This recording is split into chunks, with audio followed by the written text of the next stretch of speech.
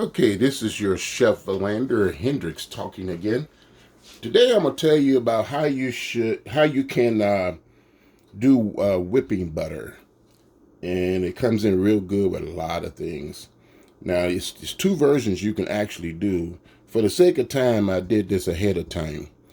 This is right here is butter. Now you can see this is kind of, I don't know if you can see with my hand in the way. Let me see if I can do it left-handed. I'm a right-handed person. But you can see the consistency of this butter that's whipped. Now you're gonna have to refrigerate this. It's gonna firm up a little bit, but not too much. But it still be spreadable at cold temperature when you put it in the refrigerator. Now this right here consists of 1 pound of butter. That's 4 sticks of butter. And then 2 cups, that's 16 ounces of olive oil. And then you blend this with a whisk.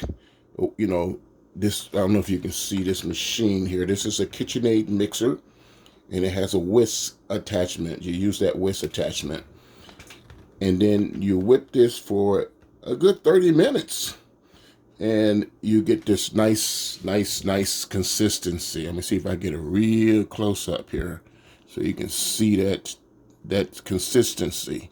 That's what you're trying to get. Now, you can make this a little bit thicker if you want by adding maybe 1 3/4 cups of olive oil. That's extra virgin olive oil too, by the way. Now, you can use any kind of oil that you want, but I'm trying to stay healthy. So I got unsalted regular butter, no matter who butter it is. And then I got extra virgin Italian olive oil. It don't matter whose olive oil you use either. But I like extra virgin. I don't care who makes it. And it's in a darker bottle to preserve all the good vitamins and things in it. This is very healthy for your body too, by the way. It does break down real easy in your body. And the butter, of course, you got to look out for the butter. Butter ain't not too much healthy about butter, but this makes it taste better. And then when you want, then you do this part right here. You can do another version where you can put a tablespoon of iodized salt, 2 tablespoons of garlic powder. I'm trying to get you to see this garlic powder. And it get 99 cents each one of these things. You ain't got to spend no tremendous amount of money.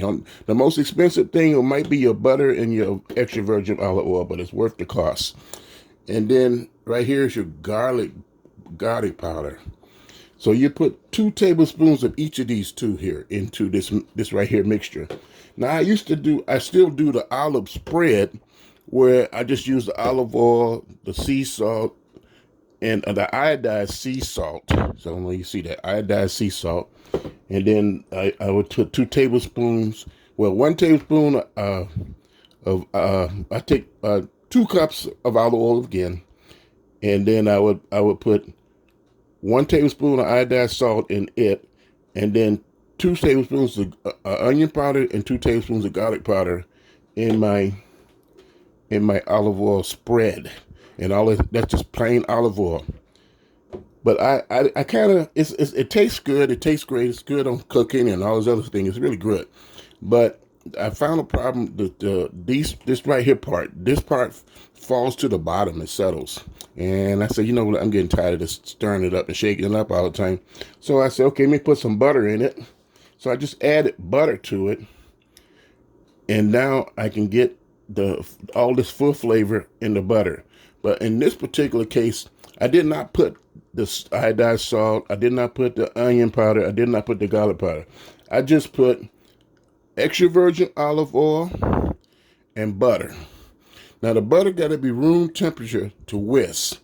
You don't whisk too well when it's refrigerated and it's cold. You got to get room temperature for it can be more easy to work with. And when you start it out like if you got a mixer like mine, KitchenAid mixer like mine, start it up on 1 and 2, just to get everything incorporated. And then once everything's like broken down and no big chunks or whatever, you can up the speed to whatever speed you want. I found that if you put it at speed 6, and if you can put it at 8 or 9, and if you can go for maybe 30 minutes, just whipping it for 30 minutes, you get this consistency.